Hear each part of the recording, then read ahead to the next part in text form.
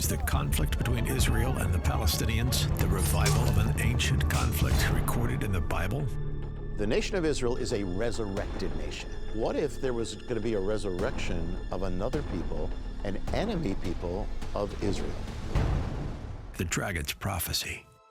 Watch it now or buy the DVD at thedragonsprophecyfilm.com. Coming up, the road to nihilism. I got to say, I think I might have gotten a new and better handle on what is happening in this big debate involving Nick Fuentes, Tucker Carlson, the MAGA right. And I want to give you that insight proceeding from the young people in our society who appear to be the targets of this controversy. I also have an excellent guest, Michelle Steve, who's going to talk about Mamdani, about the rise and fall of New York and blue cities in general, and the problem of homelessness. Hey, if you're watching on YouTube, X, or Rumble, listening on Apple or Spotify, please subscribe. Hit the subscribe, the follow, the notifications button. I'd appreciate it. This is the Dinesh D'Souza podcast.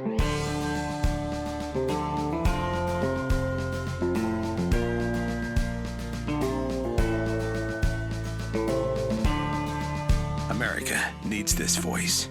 The times are crazy. In a time of confusion, division, and lies, we need a brave voice of reason, understanding, and truth. This is the Dinesh D'Souza podcast.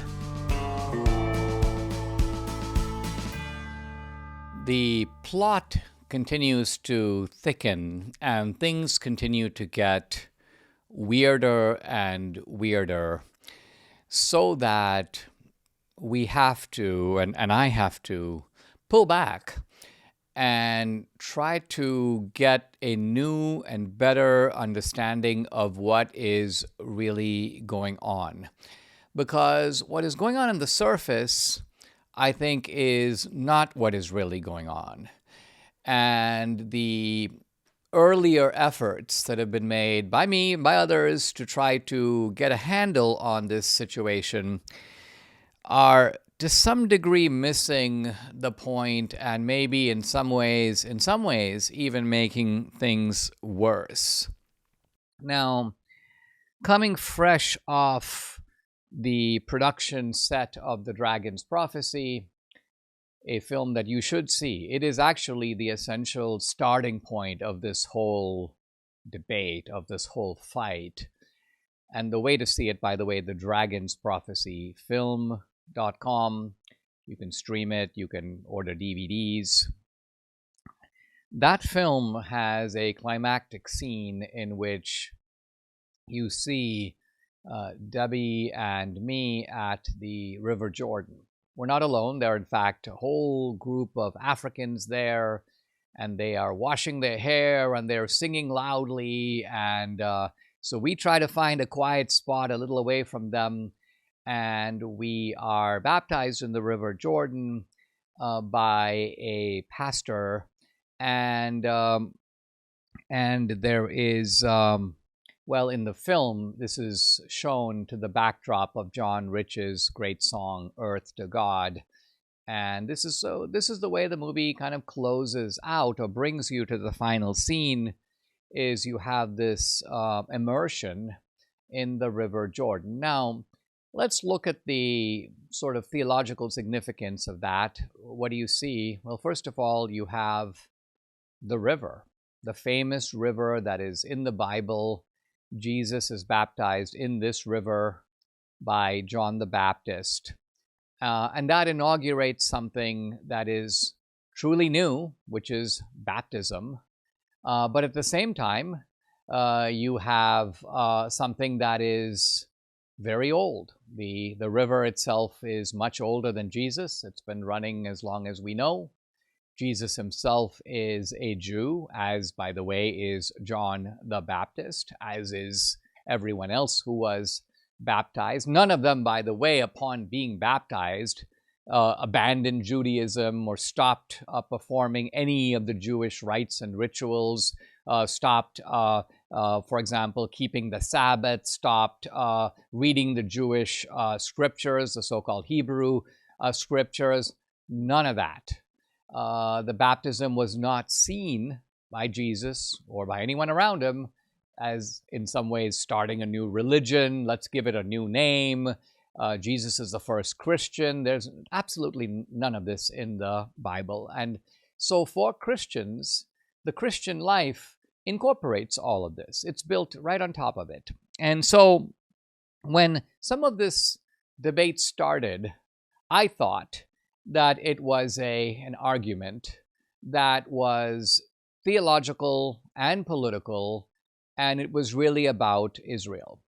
So the theological status of Israel, this whole notion of being a Christian Zionist. By the way, I've never called myself a Christian Zionist, but that is a label that is foisted on many of us Christians who believe that there's a continuity between the Old Testament and the New. To me, that's Christianity. It's not Christian Zionism or anything of that sort. But nevertheless, I thought, we're in a theological debate. Apparently, this kind of idea, which has been around in some form for many centuries, replacement theology, the Nazis in a way, and I'm mentioning this just historically. I'm not saying that we're dealing with the revival of Nazism, but the Nazis themselves were great advocates of replacement theology, and you can see why. They needed the political support of the Christian churches in Bavaria, places like Munich, and yet they didn't want to have this Jewish Christianity, and so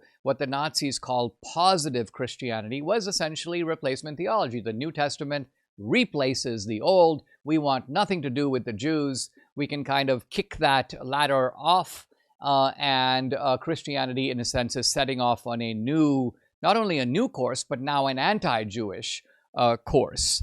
And so we have echoes of that. So I thought we have this theological debate. Then we have a political debate which focuses on the actions of Israel, on its claims to the land, on the influence of Israel and Jews in America and on America. And as this has gone forward, I've realized that the debate has polarized itself now into the sort of anti-Israel, anti-Jewish camp and the sort of pro-Israel and pro-Jewish camp, which are vociferously defended by people like Ben Shapiro, for example, who just did a full episode of his show on this topic. Now, I want to argue that these two camps are in a way strengthening each other, because every time a Ben Shapiro makes the case that Israel is vital to America, Israel is providing needed intelligence to America, America can't do without Israel, this fortifies the Tucker, Candace, Bannon, Marjorie Taylor Greene, Matt Gaetz, and even Nick Fuentes' camp, because they then begin to chant, that guy is Israel first. What they mean by this is that we, by contrast, are America first. So they have cast this as a debate between people who care more about them than they do about us. And this, of course, finds a very receptive ear, particularly among a lot of young people. And it is these young people that are the subject of my focus today. Now, before I get to the young people, I want to point out that I do not, in a way, comfortably fit into either of these two camps. And here's what I mean. Israel has not really been my topic. For people who now are saying, oh, Dinesh, you're obsessed with Israel, I say to them, well, let's make a list of all the books I've written over 30 years, 35 years, starting in the early 1990s. Do you see the name Israel in any of them? I barely mention it. I've done books and made films, and most of them focus on the meaning of America. And I've done some work in Christian apologetics, but even there, Israel has in no way been the focus. So it's, in a way, not my main issue. Not only that, but I am America first. And I think I have demonstrated that with books that have exposed cancel culture, which is my first book, Illiberal Education. It was then attacking what came to be known. I actually popularized this term, political correctness. I've done books attacking affirmative action, my book, The End of Racism, a book celebrating Reagan, a book called What's So Great About America, a book on the rise of radical Islam, The Enemy at Home, my work, 2 books on Obama, who is also the subject of my first film. So you can see here that America is, in fact, my obsession. And therefore, I see with some dismay this false casting of the debate between America first and not America first. In reality, this is a debate inside of America first. So I want to actually talk about America first and what America first means, because I think we have lost our sense of what America first is all about. Now, we have a lot of young people in this country, and I want to talk about their susceptibility to the ideas of people like Tucker and Fuentes and others. These are young people who have, in many ways, been lied to and also have been browbeaten since they came out of the womb. I'm thinking here about young people in general, but specifically about young males. They've been indoctrinated from a young age. They've been propagandized by their elementary school teachers and their middle school teachers and their high school teachers and administrators. They have seen every ethnic group celebrated except their own. And then when they step out into society, they don't see the American dream that their parents saw. They look at a dislocated economy. They see broken communities. Many of them are the products of broken and fragmented, not just marriages, but also cultural breakdown. And then on top of it, these young people are lied to by our institutions. They're lied to by Fauci, by the CDC, by the NIH, by the FBI.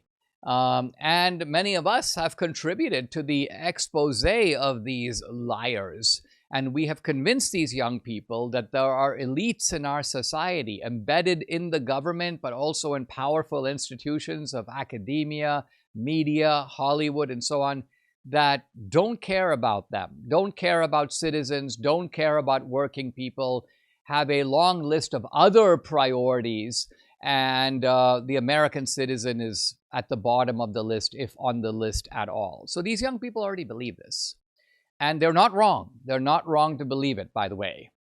And then what happens is along comes Tucker, along comes Candace, along comes Fuentes in his own way. And these people are not all the same. I don't mean to imply that they are. But in a sense, what they're saying to these young people is, listen, you are bitter, you are angry, you are even a little bit nihilistic. There's a certain part of you that wants to like burn it all down, and we're with you.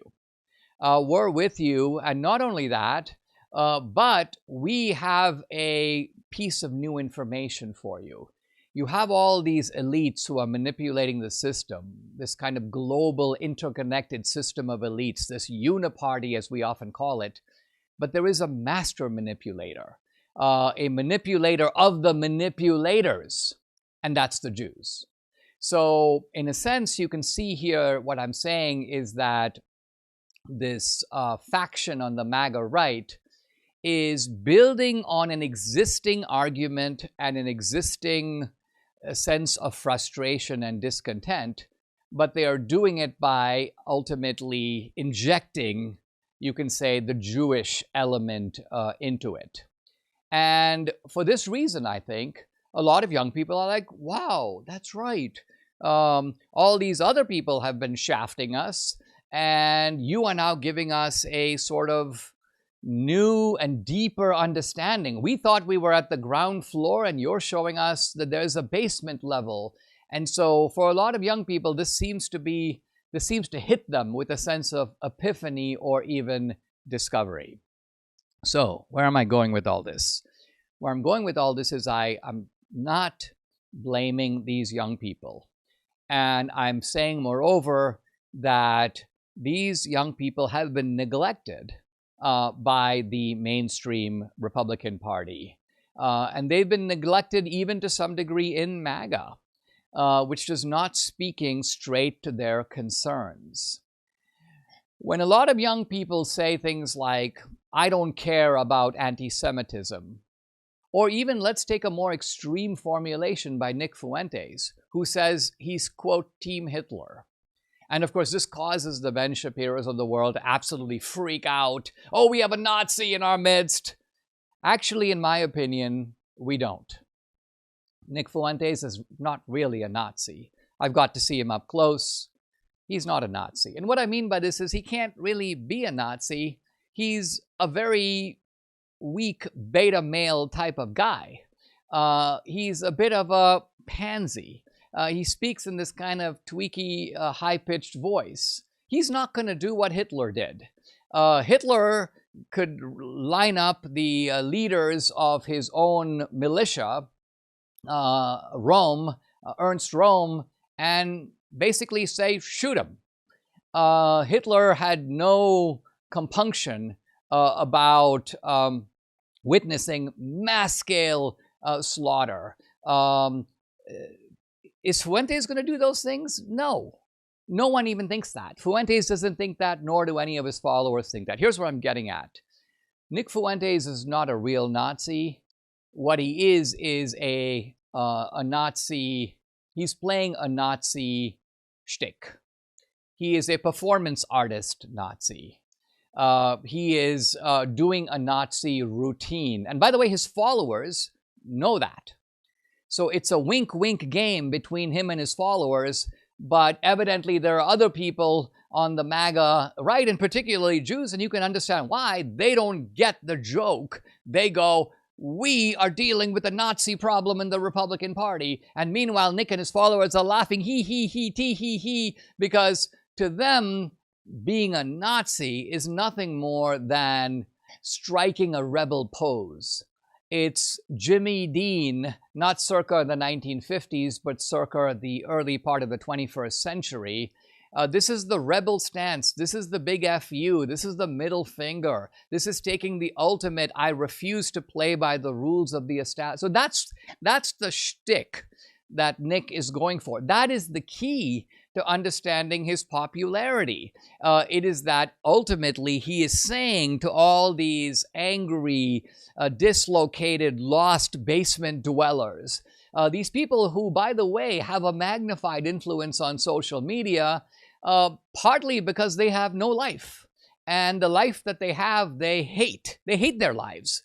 And since they hate their lives, they're like, we want to burn it down. We want to burn it down because if we're able to burn it down, and by burn it down, what I mean here is destroy the existing configurations of power, whatever new configuration comes out of that is going to be better, at least better for us.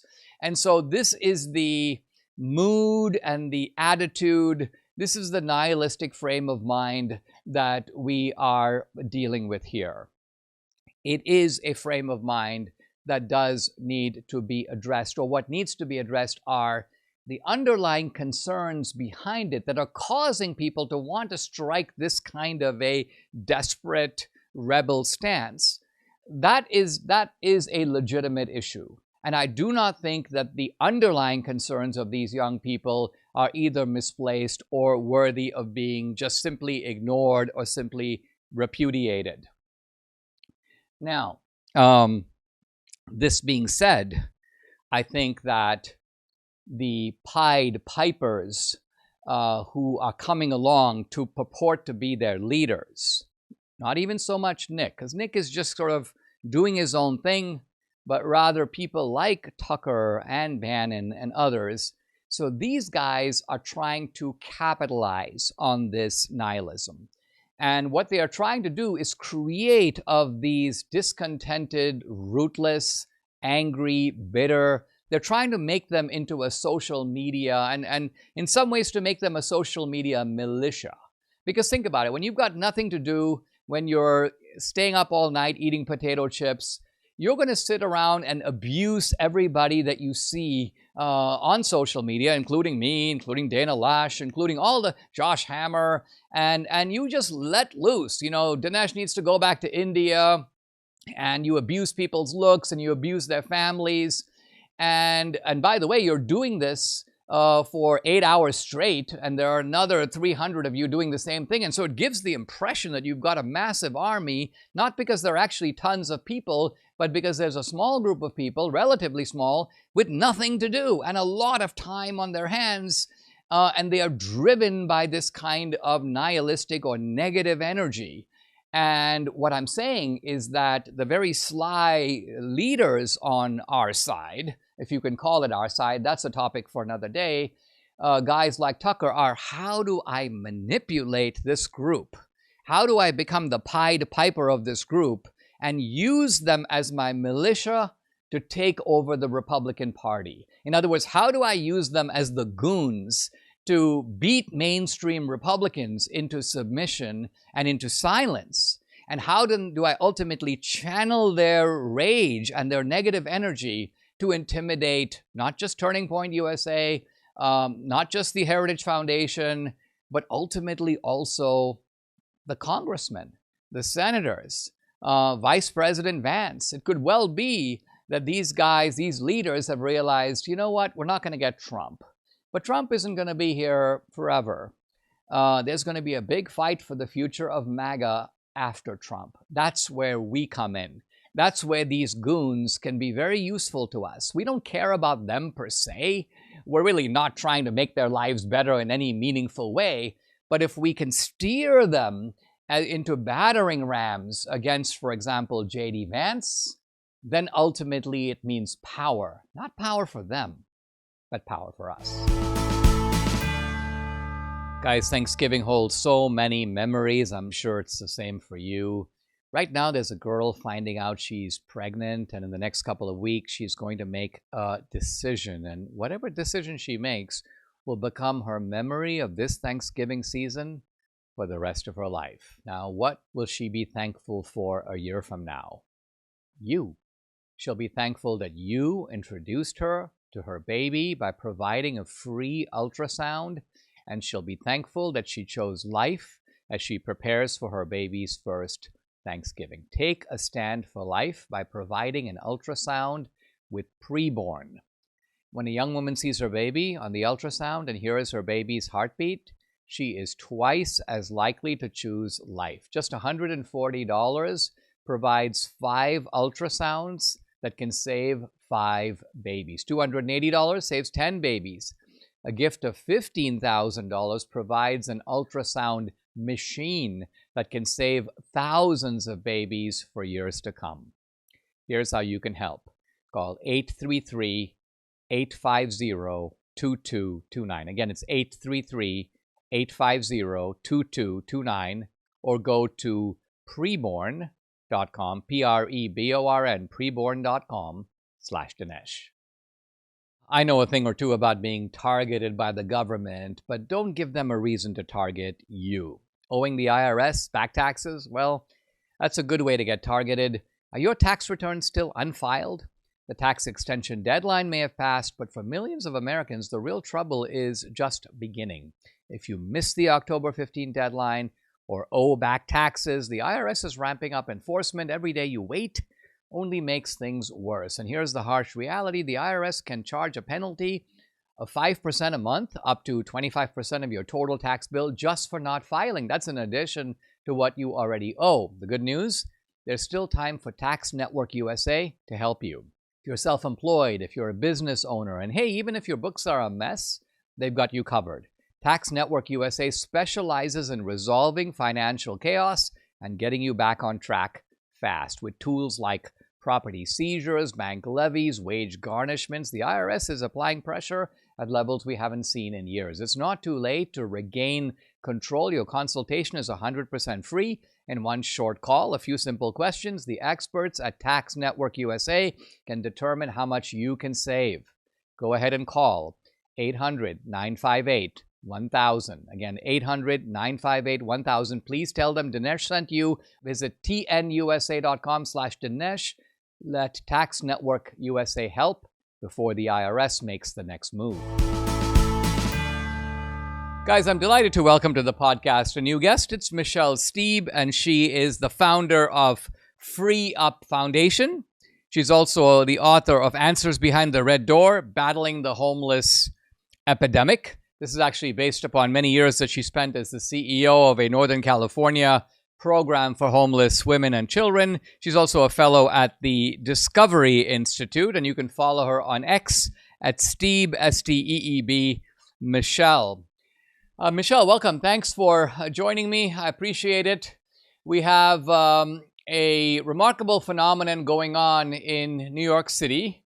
Zohran Mamdani, an avowed socialist, democratic socialist, he says, is pretty close, maybe on the verge of becoming the next mayor of New York. And all of this raises in my mind a bit of a puzzle, which is that you have these blue cities, once beautiful, by the way, prosperous cities, places that were tourist meccas. I'm thinking about San Francisco, Chicago, in some ways New Orleans, New York. And these used to be cities that were magnets for the world. And yet it seems like in these cities we have seen rising crime, rising sort of social pathologies, a homeless problem that seems to not only escalate but become kind of more socially aggressive, if you will. And yet the people in these cities appear to vote for either more of the same, or in some cases, maybe with Mamdani, a guy who might well make all these problems worse. Mm-hmm. Can you offer some insight into the psychology of the voters that seem to be making choices that would run against making their own lives better?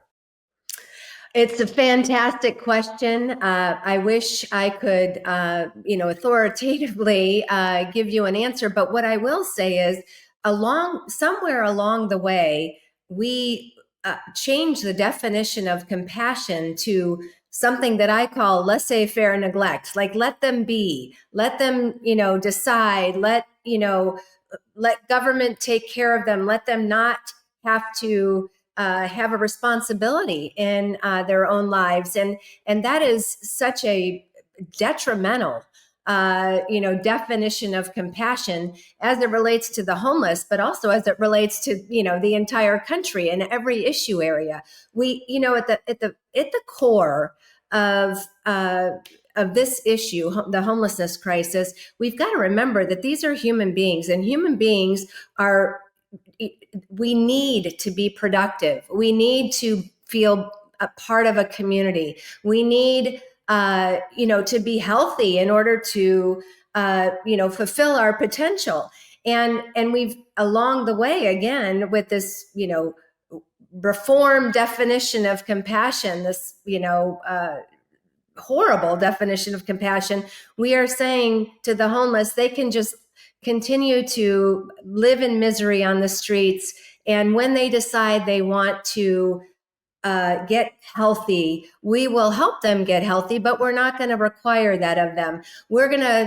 Instead, we're just going to put them in an apartment, give them keys to an apartment. That is our nation's policy until the president's executive order a couple months ago. It's been to give them keys to an apartment and not address the accompanying issues of homelessness, which are often addiction and mental illness.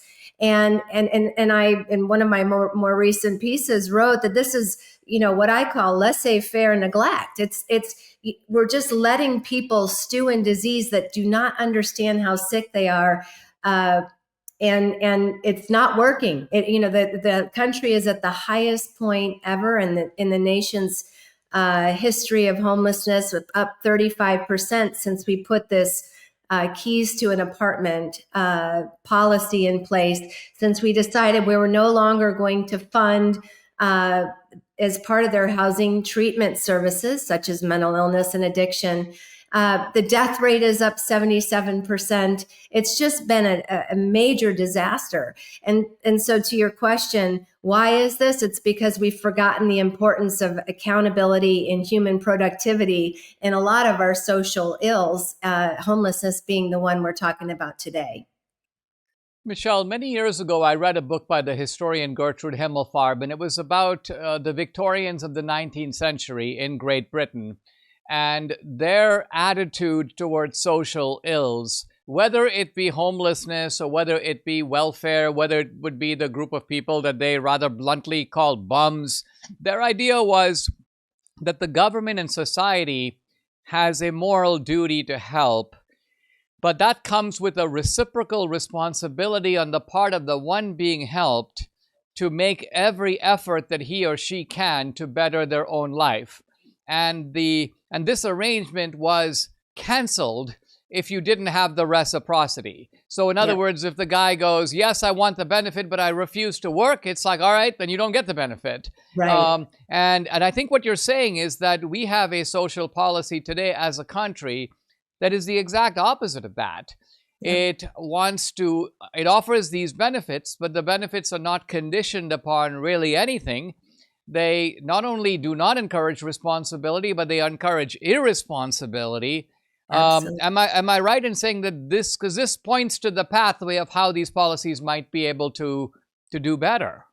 Absolutely. It's 1,000% exactly what you just said. Is you've got to have both in order for this to work. And I was during the COVID era, I was, Gavin Newsom, you might remember, excluded the homeless from the masking policy. And I wrote a lot about this. I said, that's ridiculous. These are people who should be contributing. They need to be contributing to what's happening, and saying that they can just be left to their own devices. And, it was craziness. The homeless, just like all of us, are human beings. We need productivity. We need purpose. We need community. And we've got to restore that in our nation's policy. And that includes, the homeless need to be part of the solution. They can't just be given the benefits without being part of it. It's not good for them. It's not good for us. Michelle, is it the case that it used to be that we had a kind of institutionalization policy by and large for people who were chronic alcoholics or addicts or people who had mental illness, and that policy was then criticized as being paternalistic, as if to say, it's as if, the government knows better or society knows better, and these people have civil rights and they have human rights. And so the courts basically said, no, you got to turn these people loose. And that then resulted in almost the opposite approach, which is to say, since these people have rights, we can't tell them what to do. We just have to give them stuff, give them needles, give them food, give them, as you say, keys to an apartment. And what this is actually encouraged on the homeless side as well as on the welfare side, just ultimately many of these social pathologies becoming a lot worse. Yeah, you're absolutely right. And the president, in his recent executive order on homelessness, said we need to strengthen our, mandatory compassionate compulsion laws, right? We need to strengthen our ability to get people into help who need it. One of the things that people don't often talk about in this industry, so about 80% of the homeless are struggling with either mental illness and or addiction. On top of those diseases, which are diseases of the brain, which when they go untreated, they get worse, just like cancer gets worse, just like heart disease gets worse. But on top of mental illness and addiction getting worse, they're also struggling with a disease called anosognosia, which is a deficit of self-awareness. And meaning they don't know how sick they are. So we need to strengthen those laws, but there's also been abuse of those laws. And I think we all need to pay attention to doing that in a way that prohibits, there will always be a little bit of abuse. Nothing's perfect, but prohibits as much as possible any abuse of mandatory commitment, civil commitment. But we also need to clear encampments, which the EO has called for, right? It's devastating what the conditions people are living in. Women are being raped, they're being trafficked, they're being drugged, so they don't even realize what's going on with themselves. Pets are now dying from overdose, from fentanyl, crime, the taking advantage of people. These are horrible conditions that are horrible for the homeless and horrible for the pets, but they're also horrible for the general public. We've seen in the last couple months with Irina in North Carolina, the gentleman who murdered her on her way home from work, who had 17, I believe, priors, that weren't addressed because in the name of, letting him free and letting him decide when he's wanting to get the kind of help he needs. It happened in Central Park a couple weeks later, a gentleman with, I think, 32 priors. He's only 27 years old. In Central Park, in one day, lit 2 people on fire and nearly bit the ear off of someone else. So these conditions are horrible for the homeless. They're horrible for the general public. And that's why the president has said, enough is enough. We've had this policy in place for 12 years. It's not working. We're at the highest point ever, 35%, despite the promise by President Obama that homelessness would be ended in 10 years. The death rate is up 77%. Crime is up. Disease is up, and we've got to reverse this. So what the EO does is it says we've got to reprioritize mental health treatment. Drug and alcohol treatment is part of the solution to homelessness. It was done away with under the Obama-Biden administration. We've got to clear these encampments, move these people into treatment, and we've got to restore accountability in the system. One of the other pieces that I wrote recently is about a report called Infiltrated that just came out. And what we're seeing now in this report has 52 pages of sources behind it, is that radical left groups have slowly but surely over the last 12 years infiltrated homeless advocacy groups. And there's again, tons of documentation. The report's called Infiltrated. You can get it at discovery.org or just Google it. But what we're seeing is how these groups over the last 12 years have slowly but surely redefined homelessness. So you might have heard in the last 4 or 5 years the term unhoused, right? It was never a term until the last 4 or 5 years. And then it became an issue of racial oppression. And so these terms open the pathways to these radical left groups infiltrating the homeless advocacy organizations, which has resulted in about 700 nonprofits who now take in $2.9 billion in public funding, who are using that funding not to help the homeless as intended, but to fuel radical political agendas. And it's just become, the report is so important. It's important that every elected official digest it, get it in their hands. And but again, it's all due to a lack of accountability over the last 12 years in the entire homelessness system, starting with the homeless individual. I mean, this is so eye-opening, Michelle, because it's so reminiscent of what we found out with USAID and so many of the other corrupt national institutions. They realize that there is a cause. And the cause could be foreign aid, it could be global suffering, it could be famine. But then because of that, you get an ocean of money that is designated to solve this problem. And so what you have is all these bureaucratic operations, sometimes in the government, sometimes nonprofits, as you say. They realize there are actually a lot of dollars per homeless person. In fact, I bet you if you took the total budget and divided by the actual number of homeless people, you would discover that each homeless guy is getting, would, in a sense, be getting a large amount of money, but they don't get that money. No, they because don't. it's siphoned along the way, isn't it? Yes. By this ensemble of organizations that, as you say, in the name of the homeless, they divert this money to their own political. They essentially create a homeless industry so that bureaucrats are now administering the homeless. And of course, I think with that comes the obvious disincentive to ever solve the problem, because it's kind of like if the homeless were to go away, the money would go away. Absolutely. It's the same exact playbook as we saw at USAID, and it's now exposed in the Infiltrated report. And it really, again, shows the entire void of accountability in the homeless system, starting with the quote unquote advocacy groups, but going down to, to government, which, they told us it was the crisis would end in a decade. It's at the highest point ever, down to the local government level and down to the individual level. There's been no accountability in our system. And that's what the EO is designed to do as well, is to restore accountability at every level of the system. I mean, my suspicion, Michelle, and my fear is that this is really what Mamdani represents.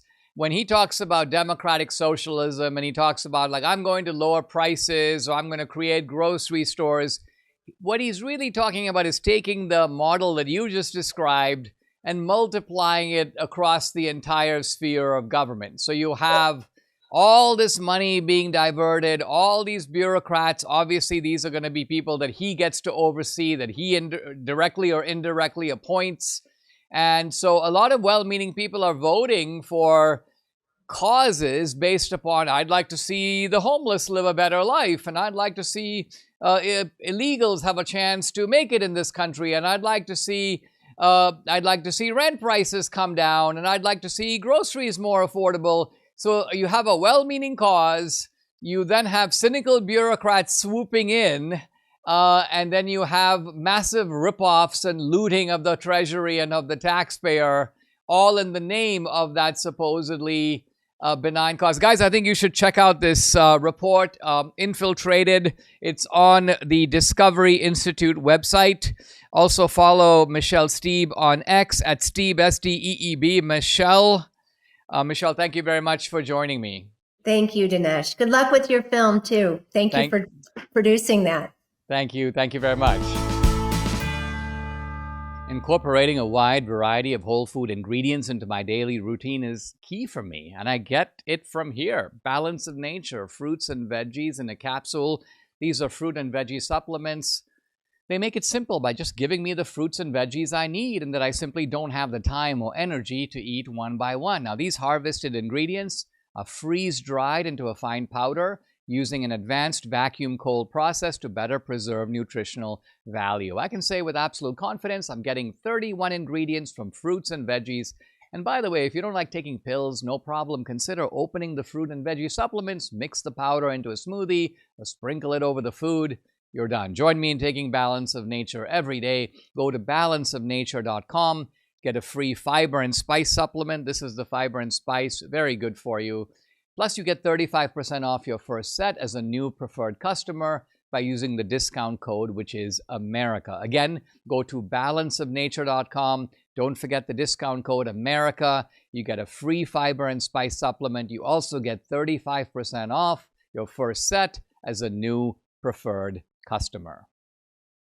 MyPillow is having its big 3-in-1 sale. They've got a limited edition product, a back-in-stock special, and a closeout deal you won't find anywhere else. Now, MyPillow bed sheets, just $29.88. Any color, any style, any size, even kings.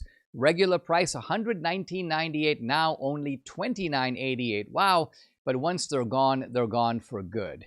My towels, they're back in stock, but not for long. Get a 6-piece My Towel set, regular price $69.98, now only $39.98. And for the first and only time, get their limited edition premium My Pillows made with Giza cotton and a designer gusset, queen size, $17.98, kings only $19.98. Also for a limited time, when you order over $100, you get free shipping plus $100 in free digital gifts. Call 800-876-0227. Again, that's 800-876-0227, or go to mypillow.com. Use promo code Dinesh for the best offers ever. Quantities are limited, so order now. It's mypillow.com, and the promo code is DINESH, Dinesh. I'm continuing a discussion of this book, Life After Death, The Evidence. And we are in one of the early chapters where I am spelling out the Western and the Eastern views of life after death. I'm not defending them or making the case for them. I'm just telling you what they are and how they came about, which is pretty interesting in its own right. Now, the Western view has a Jewish, a Christian, and I suppose to some degree you could say an Islamic element in that this is the Abrahamic tradition. And then we have the Eastern view, which we will come to in a minute. But the Western view started with the Jews, who over time came to accept the idea of life after death, but it was never central in Judaism. So Christianity makes it absolutely central. And it is central in large part because of Christ's own resurrection. Christ being resurrected out of the dead, Christ being alive again, you might say, and Christ also being resurrected in a bodily form. It wasn't just that the spirit of Jesus ascended out of the tomb. Jesus himself ascended out of the tomb.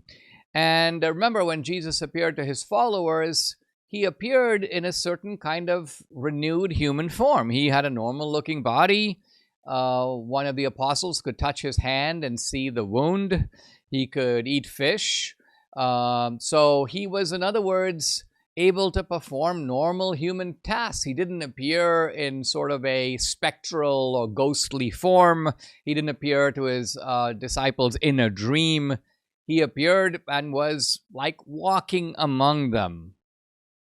Now, this is the Christian view for all of us, that we will have, in the end, new bodies, incorruptible bodies, indestructible bodies, and we will live forever, but we will live forever as embodied souls that are in the presence of God. Now, some Christians through the centuries have believed that it's not a resurrected body, at least not for us. We only have resurrected souls. And the reason for this belief, the reason this belief kind of came into Christianity is due to the influence of Platonic philosophy.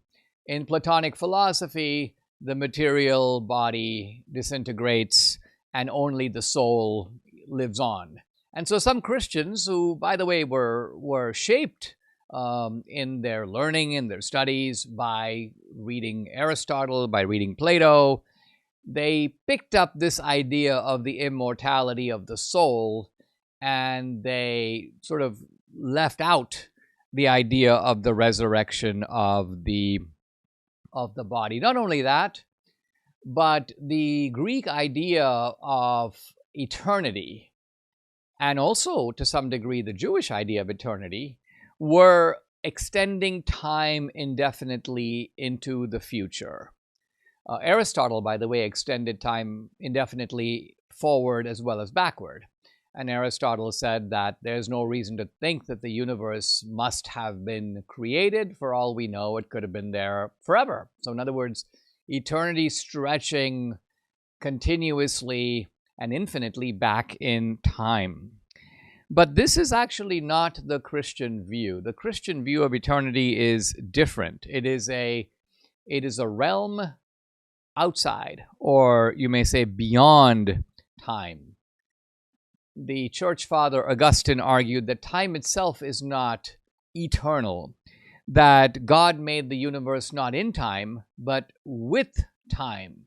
Time, in other words, becomes a property of the universe, and you can't really make any sense of the word prior to, but prior to the universe, there really is no time.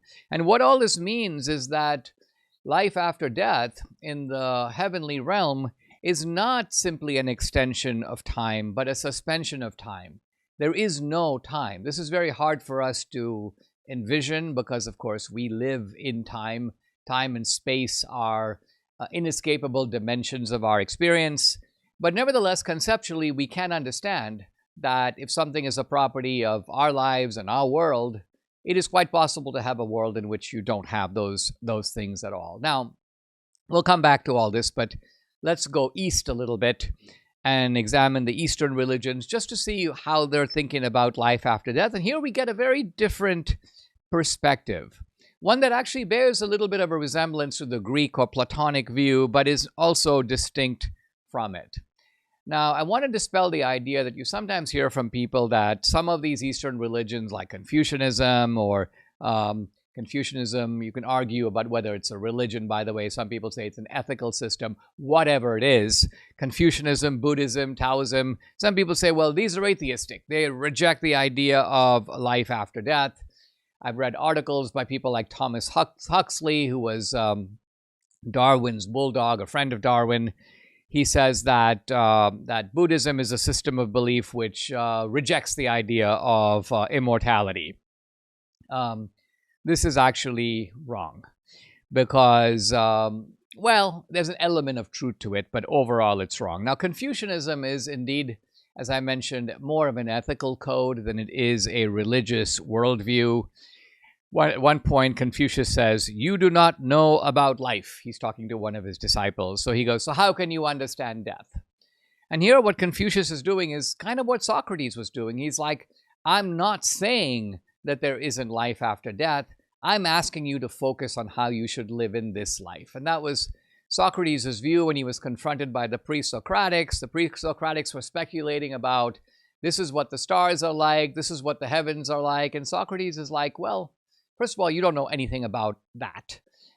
You have no capacity to grasp what the stars or the heavens are like. But even if you did, isn't the most important thing to lower your gaze and look at human beings and ask how we should live? Isn't that a more answerable question, but also a more important question with real world implications? So this is what Confucius is getting at. But for all that, in Confucius, you get this idea repeated, and you see this in the Analects, is the phrase, the way of heaven. Here's Confucius: heaven is the author of the virtue that is within me. And here's the Confucian scholar Tu Wei Ming writing, quote, heaven features prominently throughout the Confucian tradition. So I think that's enough to dispel the idea that somehow Confucianism is atheistic, it doesn't have a conception of heaven. Whatever that conception is, it does have one. Buddhism, pretty much the same thing. Now, there are two types of Buddhism, the so-called Hinayana, or like lesser vehicle Buddhism. You see it in Sri Lanka, in Thailand, in Cambodia. And that does seem to be largely atheistic or largely godless. It focuses very much on human souls. It focuses on human spiritual disciplines, but not much attention to God or the afterlife. But the main type of Buddhism, which is called Mahayana, or the sort of greater vehicle Buddhism, this is widespread in China and Korea and Japan, some of it in India. And these Mahayana texts, like the Lotus Sutra and so on, they have a pantheon of celestial beings. They inhabit these heavenly realms. They come down from the heavenly realms. They become active in the world. They help people to achieve what is called nirvana or enlightenment. And so these Hinayana and Mahayana strains, although they're somewhat different, they do converge in that most of their practitioners, even today, do accept some idea of life after death. And in part, you can see why they do that, because Buddhism, like Hinduism, accepts the idea of continuous rebirth. So think about this. If you die and you're reborn, that's another way of saying there's life after death. and then you die again, and you're reborn again. That's more life after death. So right there you see that, again, we are now in somewhat strange, maybe some would say alien territory, this cycle of births and deaths. But nevertheless, there it is. Now, I'm not saying that the Buddhists are excited about this, because for Buddhism, this cycle of birth and death and rebirth, and it goes on and on, is not a good thing. It's in effect a kind of a treadmill. And the Buddhists say that you have to look for a way to get off the treadmill. You have to look to break this unending cycle. And the only way you do that is by achieving true spiritual enlightenment, otherwise called nirvana. So this is my brief summary of the Western and the Eastern view. Now, I haven't completed the Eastern view, which I will pick up again tomorrow, because I haven't talked about the main religion of India, which is Hinduism. But we will see that the Hindu view, which, by the way, greatly influences the Buddhist view, and also influences some of the other religions like Jainism and so on. The Hindu view is actually very interesting and in its own way quite profound. It's not something that in the end I accept, but I do think it stimulates a lot of thought.